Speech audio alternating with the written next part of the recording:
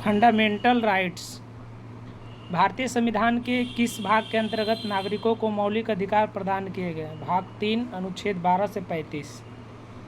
संविधान द्वारा मौलिक अधिकारों को लागू करने की शक्ति किसे प्रदान की गई है? तो सर्वोच्च न्यायालय एवं उच्च न्यायालयों को। भारतीय संविधान का अनुच्छेद 13 संवैधानिक प्रावधानों को संसद तथा राज्य विधानमंडलों द्वारा बनाए गए नियमों कानूनों पर प्राथमिकता प्रदान करती है। कहने का मतलब हुआ कि कोई भी कानून हो वो फंडामेंटल राइट्स के ऊपर नहीं होता, फंडामेंटल राइट्स को कम नहीं कर सकता कोई भी कानून या नियम। अगला क्या क्वेश्चन, भारतीय संविधान के अनुच्छेद 13 का मुख्य उद्देश्य किसके संदर्भ में संविधान की सर्वोच्चता सुनिश्चित करना है? मौलिक अधिकारों। यही हुआ कि मौलिक अधिकार संविधान की सर्वोच्च है, उसको कोई भी कानून और नियम नहीं दबा सकता। भारतीय संविधान में समानता के अधिकार का विस्तार किन अनुच्छेद में है? अनुच्छेद 14 से लेकर 18 तक समानता के अधिकार का विस्तार। भारतीय संविधान में कौन सा अनुच्छेद विधि के समक्ष समता का अधिकार से संबंधित है? अनुच्छेद 14। एक इम्पोर्टेंट पॉइंट, जन्म, लिंग, मूलवंश, जाति, धर्म आदि के आधार पर विभेद का प्रतिषेध का मूल अधिकार है, जिसे समानता के अधिकार के अधीन वर्गीकृत किया गया है। समानता के अधिकार के अधीन अनुच्छेद 15 को किया गया है, जिसमें जन्म, लिंग, मूलवंश, जाति, धर्म आदि के आधार पर विभेद का प्रतिषेध है। तो एग्जाम में पूछता क्या है कि समानता के अधिकार के अधीन किसे वर्गीकृत किया गया था? अनुच्छेद 15 को।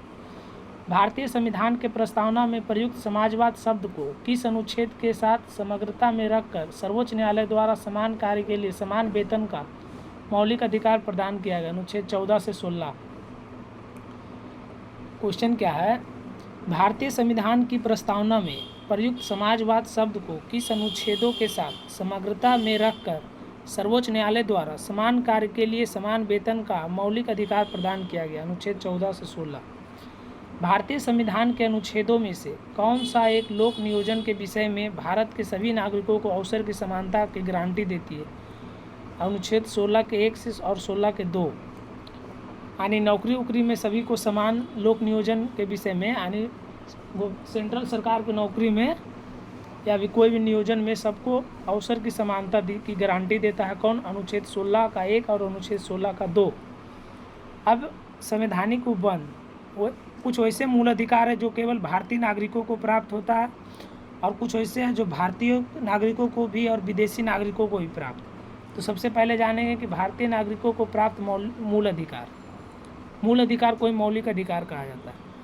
पहला क्या है कि जो केवल भारतीयों को प्राप्त मूल अधिकार है। पहला में धर्म, मूलवंश, जाति, लिंग या जन्मस्थान के आधार पर विभेद का प्रतिषेध, यानी अनुच्छेद 15। दूसरा, लोक नियोजन के विषय में अवसर की समानता, अनुच्छेद 16, यानी नौकरी में समानता को सिर्फ भारतीय नागरिकों को ही दिया जाएगा।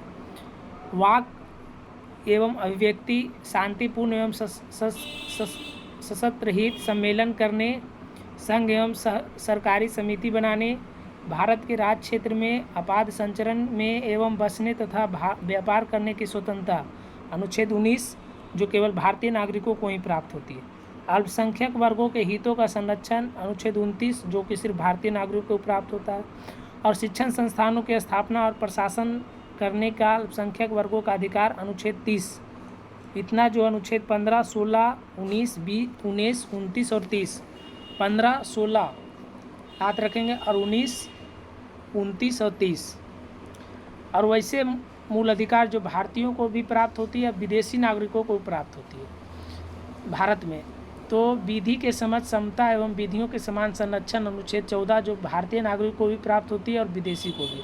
अपराधों के लिए दोष सिद्धि के संबंध में संरक्षण, अनुच्छेद 20। जीवन का अधिकार, अनुच्छेद 21। शिक्षा का अधिकार, अनुच्छेद 21 के 1। कुछ दशाओं में गिरफ्तारी एवं निषेध से संरक्षण, अनुच्छेद 22। शोषण के विरुद्ध अधिकार, अनुच्छेद 23-24। धर्म एवं संस्कृति की स्वतंत्रता का अधिकार, अनुच्छेद 25, 26, 27 और 28, जो अनुच्छेद 14, 20, 21 का 22, 23, 24 और 25, 26, 27, 28, जो भारतीय एवं विदेशी नागरिक दोनों को प्राप्त होते हैं। अगला क्वेश्चन क्या है कि संविधान के किस अनुच्छेद के अंतर्गत अस्पृश्यता अनटचेबिलिटी का उन्मूलन किया गया अनुच्छेद 17 यानी छुआछूत का उन्मूलन अनुच्छेद 17 में किया गया।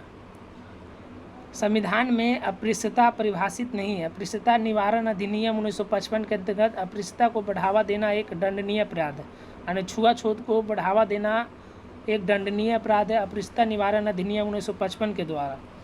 अनुच्छेद 18 का संबंध उपाधियों के अंत से। अनुच्छेद 18 का संबंध किससे है? उपाधियों के अंत से। नीचे क्या है इम्पोर्टेंट पॉइंट, भारतीय संविधान में आर्थिक समानता के मौलिक अधिकार में सम्मिलित नहीं है, यानी संपत्ति का अधिकार से समानता जो है उसको मौलिक अधिकार से हटा दिया गया, इसलिए भारतीय संविधान में आर्थिक समानता के मौलिक अधिकार से सम्मिलित नहीं है।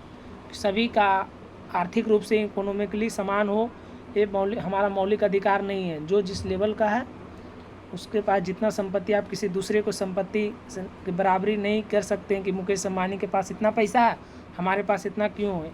ये इसे समानता के रूप में, मौलिक अधिकार के रूप में नहीं देखा जाता है। अगला क्वेश्चन क्या है कि भारतीय संविधान के किस अनुच्छेद में वाक्य एवं अभिव्यक्ति की स्वतंत्रता है? अनुच्छेद 19 में।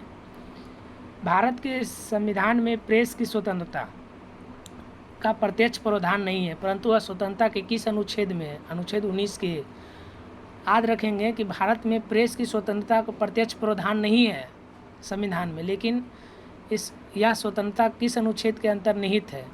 अनुच्छेद 19 के में। अगला वीडियो भी मौलिक अधिकार का आएगा।